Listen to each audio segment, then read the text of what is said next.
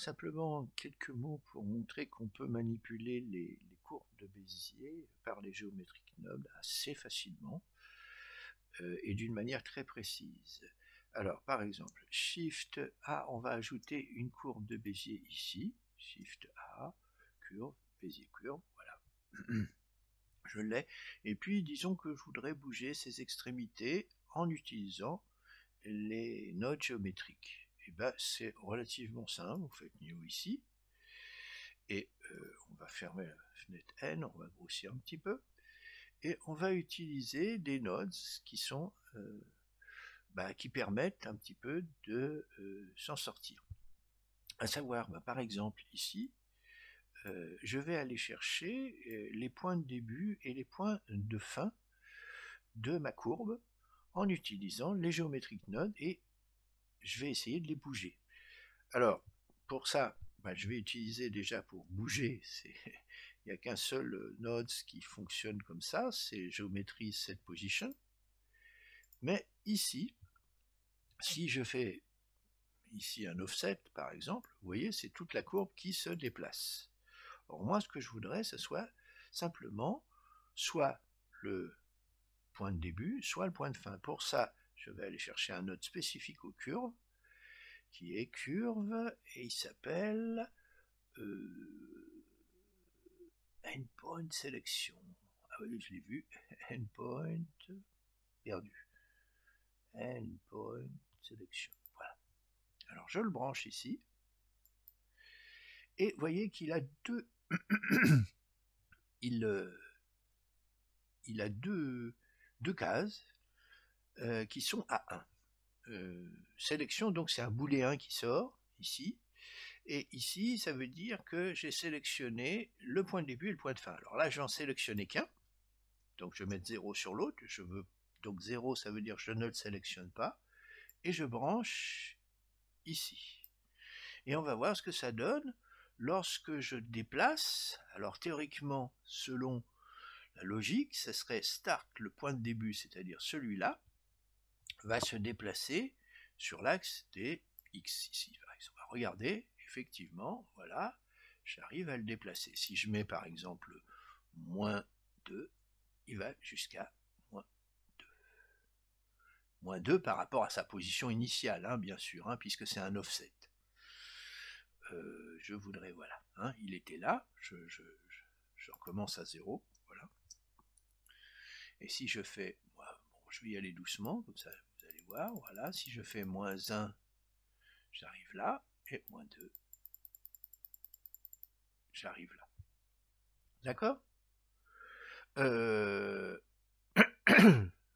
veux donc mettre à 0. Maintenant, si je change, et que je fais le endpoint à 1, et ici celui à 0, et bien, cette fois, si je déplace, vous allez voir, si je déplace, c'est mon point de fin qui se déplace ici, comme ceci. Voilà. Donc, si je déplace évidemment comme ça, je déplace sur l'axe des Y, mais ici je suis dans le plan, mais si je déplace comme ça, je vais sur l'axe des Z. Vous voyez, je fais les 3D. C'est assez facile à manipuler.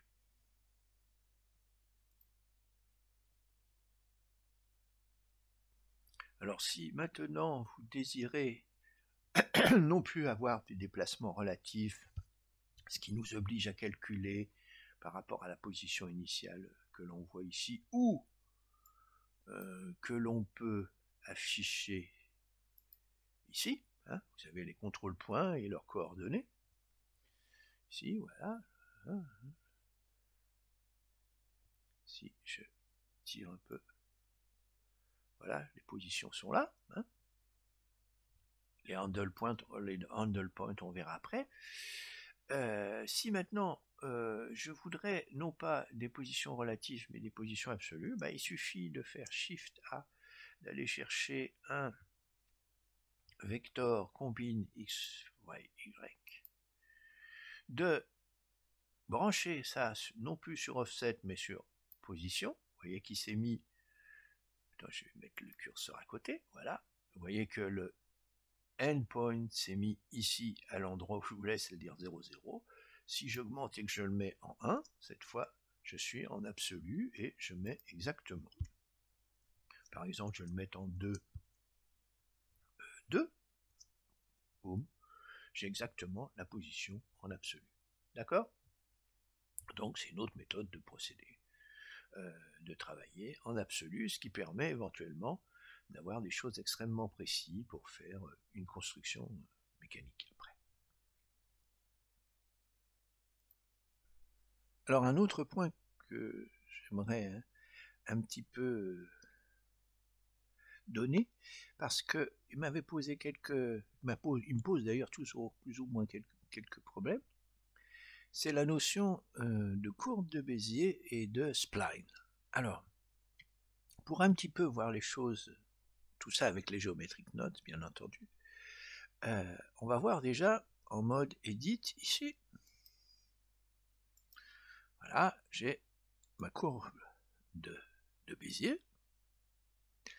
Alors, d'après ce que j'ai compris, en réalité, ça c'est une spline de la courbe de Bézier qui est globalement, si j'ose dire, l'ensemble de ce qui se trouve à l'intérieur de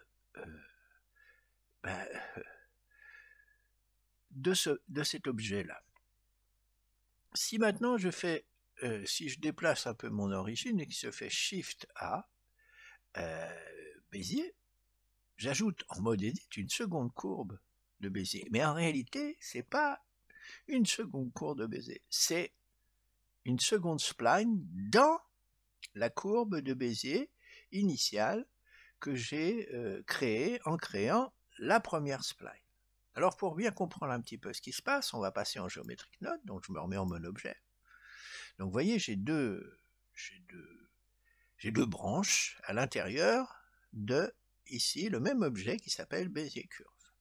Alors, c'est de remonter ça un petit peu, toujours me mettre en vue de dessus, et je vais passer en geometric node. Alors si je passe en geometric node, oui, bah d'accord, ça a bougé, merci. Voilà, je voudrais être en vue de dessus, voilà. Et que je fais new. Maintenant, je vais aller voir quelques petites choses. Vous voyez qu'ici, il y a, bon, les mèches, je ne suis pas dans les mèches, je suis dans les courbes de Bézier, donc je vais taper sur curve, et là, je vois, a priori, handle, ride, radius, et ainsi de suite, mais si je continue plus loin, vous voyez, j'ai la position des points. La position de quel point? Bah, a priori, ça a l'air d'être les 4 points de contrôle, ici, 1, 2, 3, 4, enfin 0, 1, 2, 3. Voilà. Et donc, elles sont maîtrisées par cet index-là. Bon, ça, j'arrive à comprendre, encore que bon. Si maintenant je regarde les splines, vous voyez que j'en ai 2. Donc, ça veut dire que chacune de ces branches ici représente une spline. Enfin, un spline, je ne sais pas comment on dit. Alors maintenant, comment manipuler ces objets les uns par rapport aux autres? Eh bien, on va tout simplement utiliser dans les geometric nodes, on va utiliser pour visualiser les choses, hein. Mais enfin, si on a besoin de les déplacer, c'est utile de l'avoir. On va prendre cette position. Alors, si je fais cette position, et bien sûr, si je fais ça globalement, je vais rétrécir un petit peu pour qu'on voit un peu plus mes courbes. Si je fais ici X, je déplace les deux. Donc ça, logique, hein. Théoriquement, la Bézier curve, pardon, c'est l'ensemble des deux. Maintenant, je voudrais les séparer, enfin, bouger chacun des éléments séparément. Alors pour ça, je vais faire appel à un premier node, qui est un node de flux d'objets, et qui est dans input et qui est index. Alors, il y a une ambiguïté que je n'arrive pas à lever d'une manière très claire. C'est si je regarde les contrôle points, ici, les points de contrôle, pardon, c'est 0, 1, 2, 3 a priori, et ça, ils sont contrôlés par cet index ici. La preuve en est, c'est que si je fais un viewer, CTRL-SHIFT, et que je place ça sur la géométrie, vous voyez que le viewer m'indique effectivement les 0, 1, 2, 3 valeurs. Donc, a priori, tout ça me semble cohérent. Donc, si je veux agir sur un objet, par exemple ce point-là, qui est le point a priori d'index 0, donc ce que je vais faire, je vais utiliser le mode sélection ici, je vais comparer l'index, donc je vais aller utile, compare, où est-ce qu'il est compare, voilà, compare, integer, ce sont des integers que je compare, is equal, égal, si l'index est égal à 0, eh bien je sélectionne, c'est-à-dire je renvoie oui, sinon je renvoie faux. Alors allons voir si je déplace x, ce qui se passe. Ben, vous voyez que c'est bien celui que j'avais prévu comme étant égal à 0, enfin l'index 0 qui se déplace. Maintenant si je fais 1, qu'est-ce qui se passe? Ben, théoriquement ce que je peux prévoir c'est que ça devrait être celui-là qui se déplace. Alors on va voir. Eh bien oui, c'est bien ça. D'accord? Donc je peux agir ici. Bon, maintenant, si je fais 2, en prévision, ça devrait être celui-là. On va voir. Ouais, c'est ça. 0. Et si je fais 3, bah, vous avez deviné, c'est le dernier. A priori, ça devrait être bon. Voilà. Bon. Alors maintenant, si je veux déplacer la courbe, la première spline.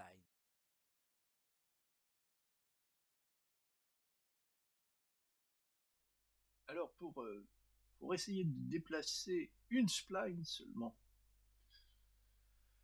eh bien le seul moyen que j'ai trouvé, c'est l'utilisation d'un node spécial de capture. Alors, je vais un petit peu rentrer dans les détails. Bon, là, je vais mettre 1, parce que c'était 0 même. De toute façon, les valeurs que je vais aller chercher, c'est soit 0, soit 1. Alors, sélection, je décoche, et là, je vais faire intervenir un node spécial directement sur la géométrie qui s'appelle capture attribut. Alors, le capture attribut, ce que je vais lui demander, c'est lorsque la géométrie va passer au travers de lui, c'est de me calculer ici en fonction du réglage qui est là, la sortie 0 ou 1 pour chaque spline. Alors, la sortie en integer, bien sûr, et bien sûr, ici, ce que je veux, c'est les splines, qui regardent les splines. Et là, je vais aller mettre ici index, donc théoriquement, ce que je dois récupérer de l'autre côté en attribut sur la géométrie, Shift A, non pardon, pas Shift A, c'est CTRL Shift sur ça, voilà, voilà ma géométrie, voilà ce que je récupère, et bien vous voyez que je récupère 0 et 1, d'accord? Donc, ça me va? Maintenant, ce que je voudrais, c'est effectivement vérifier si je prends seulement l'attribut 0 et que je m'en sers comme sélection, est-ce que je déplace? Ben oui, vous voyez, je déplace la première spline, mais pas la deuxième. Et si je fais 1, ici, eh bien, je déplace la deuxième, mais pas la première. Donc voilà un moyen de récupérer les index des splines avec ce node capture attribut sur l'index. La géométrie de la Bézier courbe s'imprègne de l'index des splines, donc 0 et 1. Donc je voudrais maintenant parler pour les curves des moyens que l'on a en geometric node, non plus pour toucher les extrêmes, mais pour toucher les tangentes. Alors, Voici un exemple ici, c'est en mode normal, sans passer par les Geometric Nodes.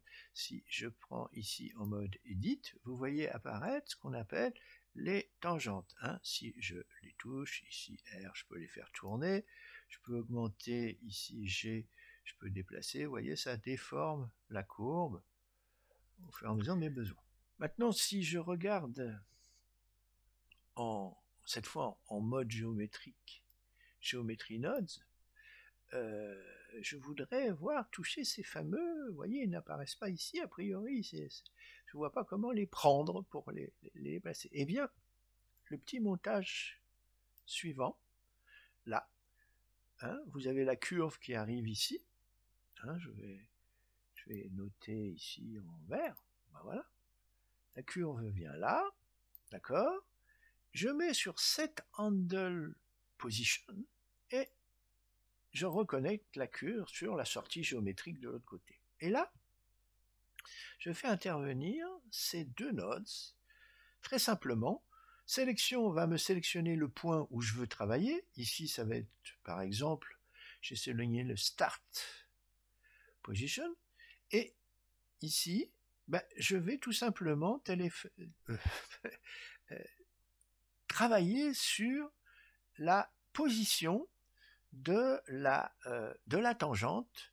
Alors ici j'ai le choix entre la demi-tangente droite et la demi-tangente gauche, mais comme j'ai pris un type qui relie la gauche et la droite, vous allez voir que ça modifie aussi la longueur, donc ça va agir, mais en gros on peut agir sur l'une ou sur l'autre. Alors là, je vais donc faire apparaître avec ma petite manipulation la tangente, la voilà, la demi-tangente right, à droite, et je vais bouger cette tangente par rapport à ses composantes, par rapport à sa position. Alors si je regarde, vous voyez, si je change, par exemple sur l'axe des X, ça va déformer la courbe, bien sûr, celle-ci restant tangente. La tangente, bien sûr, c'est ce petit segment-là, et ça déforme, ici, la tangente à gauche ou à droite. Bon, ici, j'ai choisi la partie droite. D'accord ? Donc, vous voyez que ça marche très bien. Alors, bien sûr, je peux déformer sur les Y aussi. Je peux déplacer selon les Y. Vous voyez, je change le sens. Et bien sûr, selon les Z. Alors, si je bascule un petit peu, voilà, vous allez voir pourquoi. Là, ça va mieux se voir. Si je bascule selon les Z, vous voyez, je tortille la courbe sur les 3 dimensions de la tangente. D'accord ? Voilà. C'est assez simple à comprendre.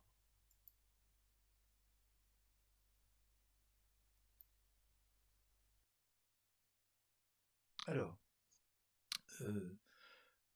une des difficultés que j'ai rencontrées, c'est la manipulation des courbes de Bézier au travers des Geometric Nodes. Alors d'abord, prenons ce node-là, qui est un node de input, si j'ose dire, qui va nous donner une courbe de Bézier avec ses paramètres.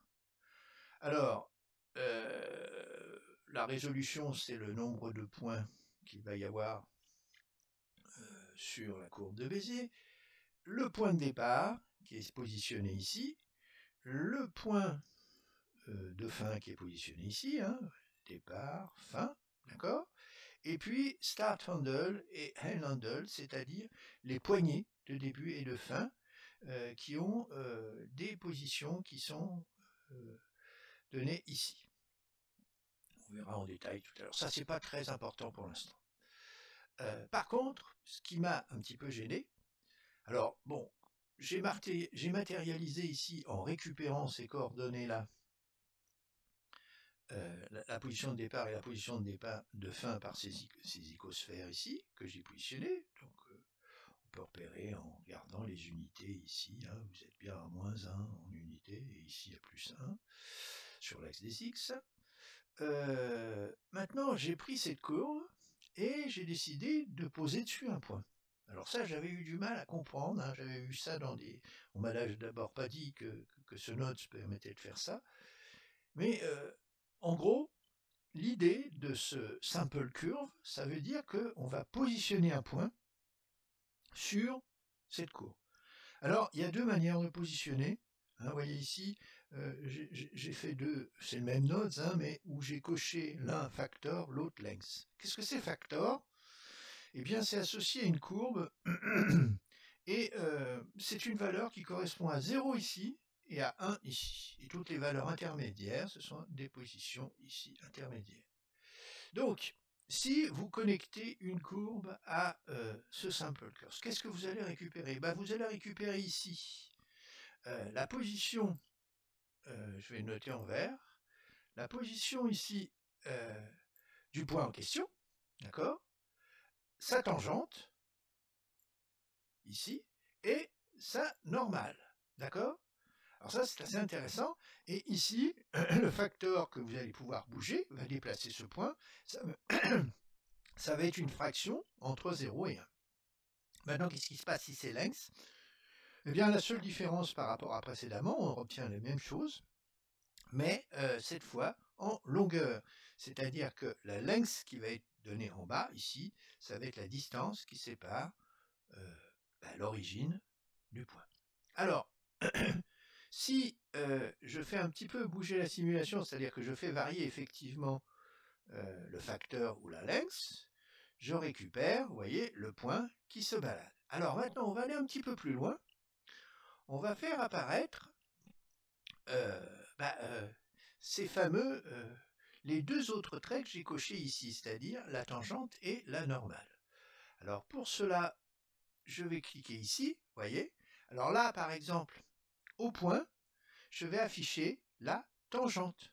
Alors si je déplace mon point, vous voyez, la tangente suit, la tangente au point est donnée par ce vecteur. Maintenant, si je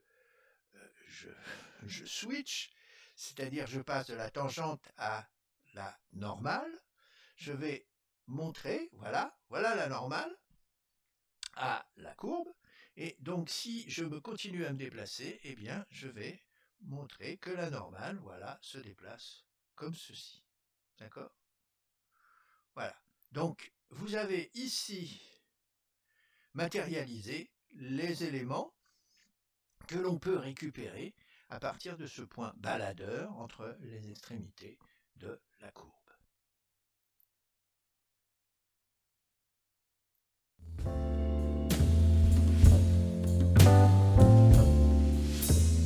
Alors pour finir, on va faire un petit exercice qui consiste à créer une sorte de tuyau avec des embouts. Vous savez, comme les embouts d'arrosage ou de plomberie, il y en a un mâle et une femelle. Donc là, on va simplifier, on va créer un tuyau qui peut être modelé dans tous les sens, comme un tuyau en cuivre ou en caoutchouc, et puis avec des embouts, un mâle et une femelle par exemple. Alors on va simplifier un petit peu. Le tuyau, on va le faire symboliser par une curve, enfin plus exactement une curve profilée, ce qu'on appelle, et puis les embouts, ça va être simplement des cônes. Donc Shift A, on va mettre d'abord ici, Shift A, on va ajouter une curve de Bézier en mode traditionnel, comme ça, voilà, on n'y touche pas, elle est très bien comme ça, on la bouge pas. On pourra après la modifier si on a envie. Bon, voilà. Alors, sur cette curve, on va faire apparaître un tuyau. Alors, c'est pas un petit peu le but de petit exercice que je veux faire ici. Bon, moi, je géométrie de 0,1 parce que bon, j'ai un petit peu fait, je me suis un petit peu entraîné. Mais théoriquement, vous avez géométrie node, et on va faire, il est où le géométrie node? Il est très loin, il est voilà, il est là. Voilà. Alors, comment faire apparaître? D'abord, je vais faire apparaître mon tuyau. Donc, pour ça, j'utilise un node qui s'appelle Curve to Mesh, qui transforme en mesh curve, c'est-à-dire mesh c'est des vertices et ainsi de suite, et pour ça, il me faut, pour faire apparaître un profil, il me faut une autre curve circle, qui je lui donner 0,1 comme diamètre, parce que ça va être mon profil que je vais ajouter ici. Vous allez voir ce que ça donne. Vous allez tout de suite comprendre. Voilà. Hein, si je fais... ouais, ça, c'est mon tuyau. D'accord? Donc, je vais appeler ça tuyau. Alors, un petit truc, moi, j'aime bien, c'est rassembler les deux dans une frame, ça s'appelle, en faisant, on sélectionne les deux, on fait Shift P, et vous avez un cadre qui apparaît, et vous mettez N ici, et vous marquez, par exemple, ça va être notre tuyau. D'accord? Voilà. Mais, notre tuyau, on va mettre les embouts au bout, si j'ose dire. Alors, on a rentré ici un cône, hein, je vous le montre. La seule particularité qu'il a, c'est toujours, je vous rappelle, l'axe des Z comme ça, et puis l'origine ici. Donc je le fais disparaître. Et je vais m'arranger pour placer alors, sur mon tuyau les cônes aux extrémités. Tout ça, je vais repartir, bien sûr, de ma courbe. Et je vais disposer dessus ce qu'on appelle des instances onPoint. Instance onPoint, ici, voilà. Je mets ici, hop là, ma curve. Ici, il faut que je redisse un peu. Géométrie, et il faut que je joigne pour pouvoir les voir. Donc Shift A, Shift A. Je voudrais Shift A, merci. Je voudrais un joint géométrie pour avoir en même temps la vision de mon tuyau et du cône. Et je vais aller chercher mon cône. Alors mon cône, j'ai plusieurs moyens. Soit je le prends puis je le ramène ici, soit je fais Shift A, Input, Object Info, et je vais chercher mon petit cône qui est là. Là. Et je prends ce mesh là et je le mets en instance. Bing. Et bien sûr, il faut pour le faire apparaître, je le mets. Voilà. Il est. Vous me direz, il n'est pas bien orienté. C'est pas grave, on va arranger ça. Ça nécessite quand même quelques explications. Bon. Alors, vous voyez, c'est assez simple. Et ça, c'est en gros, ce sont mes embouts. Donc, je vais faire comme tout à l'heure. Je vais prendre les deux. Et je vais appeler ça Shift P embout. Pour que vous vous repériez. Voilà. C'est un avantage, hein, c'est qu'on peut manipuler. Vous voyez, quand je me mets au-dessus, je peux me déplacer. Si je prends l'entête comme ça, je me déplace et je déplace l'ensemble. Là, ici, pareil pour le tuyau. D'accord? Donc, je vais pousser le tuyau un peu en haut et je vais me fixer un peu sur l'embout parce que l'embout, vous voyez que les positions des deux cônes ne sont pas bonnes. Alors pour ça, il faut que j'explique un petit peu un certain nombre de choses. Alors on va regarder ça déjà, on va regarder ça en vue de dessus, vous voyez, et on va regarder ça en plus en mode grille, si j'ose dire, en mode wireframe. Voilà, si je me rapproche, ici en particulier ça, vous voyez qu'ici, je voudrais que mon cône s'oriente la pointe vers l'extérieur, ici, du moins de ce côté-là, d'accord? Alors si je me mets ici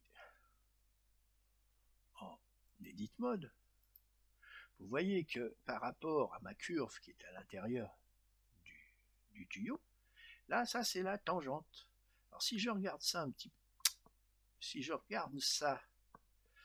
petit peu en détail, au fond, ce que j'ai à faire, c'est me mettre dans la bonne direction, c'est-à-dire la direction qui correspond.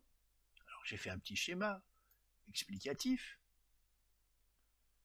Ce que je voudrais, c'est retrouver la direction du vecteur qui est rouge ici, enfin, c'est-à-dire qui mène de la position à cette poignée ici de tangente. Donc, si j'ai fait un petit dessin, voilà, ça, je le connais, c'est issu d'un node qui s'appelle position, qui donne la position des points de la curve, et ça, c'est ce qu'on appelle le curve handle position, qui est donné aussi par un node, et qui est ici.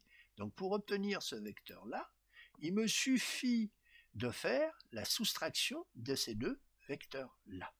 Hein, c'est-à-dire, si je regarde bien, si je prends ce vecteur-là ôté de celui-là, j'obtiens celui-là. D'accord? D'accord. Bon, alors, on va essayer de faire ça en Geometric Nodes. Et bien pour ça, on va aller chercher les deux vecteurs qui nous intéressent, Shift A, d'une part Input Position, non, pardon, c'est Geometry Position, non, même pas, où est-ce qu'il est Input? Ah si, c'était Input Position, voilà, je l'ai, voilà, et puis je vais aller chercher Shift A, Handle Position. Alors, où est-ce qu'il est? Handle Position.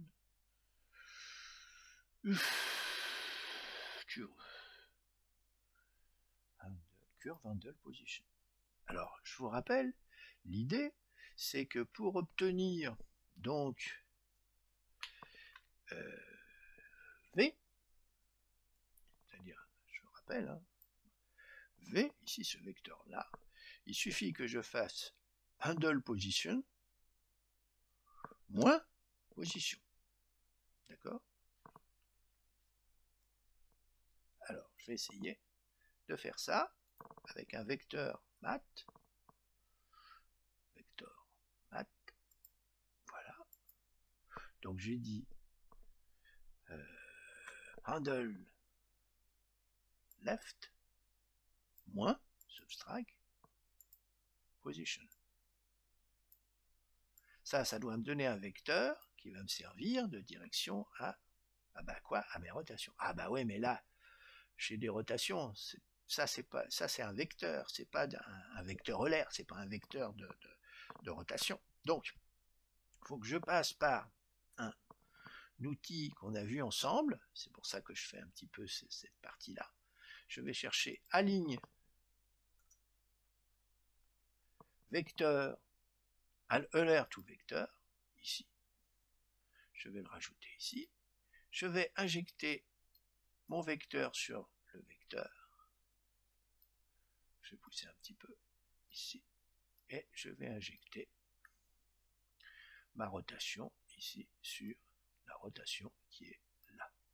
Alors, c'est pas très bon parce que, bien sûr, ici, attendez, je vais me remettre en mettre ici, parce que ici, je suis sur X. Or, je vous rappelle que mon grand axe du cône, c'est Z. Donc, il faut que je clique sur Z. Et cette fois, vous voyez que ça s'aligne correctement. Alors, chose intéressante, c'est que vous voyez que j'ai un embout qui marche bien ici, dans l'autre sens, ici, puisque j'ai pris left.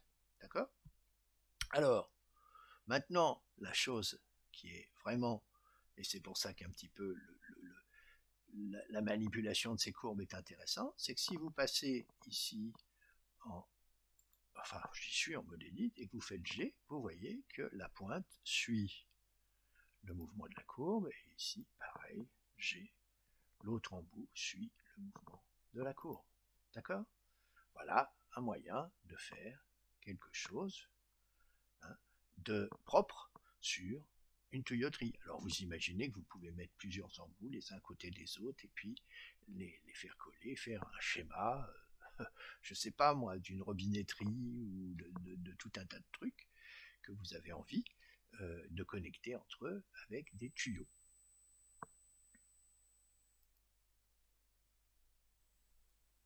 Un petit complément par rapport à ce que je viens de dire qui peut être utile si vraiment vous décidez d'utiliser ça pour faire des montages de tuyauterie par exemple. Si je regarde ma courbe, ma courbe de Bézier, elle possède simplement 2 points de contrôle, vous voyez.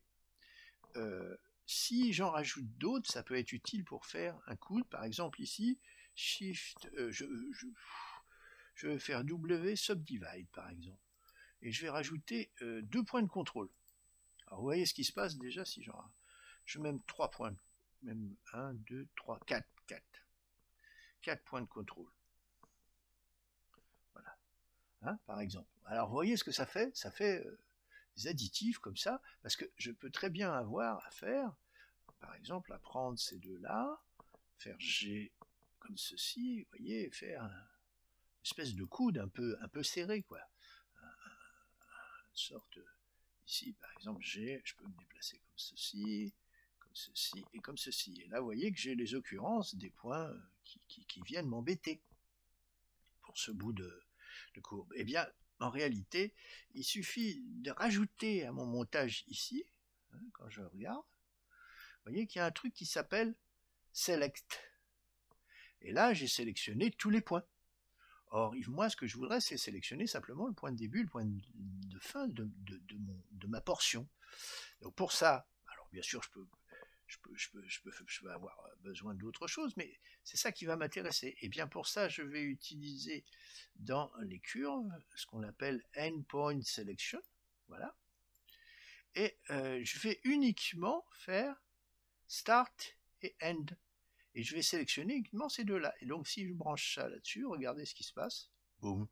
Tous les autres disparaissent. Et c'est ce petit additif qui peut être utile et qui me permet de rajouter des points de contrôle intermédiaires comme je veux.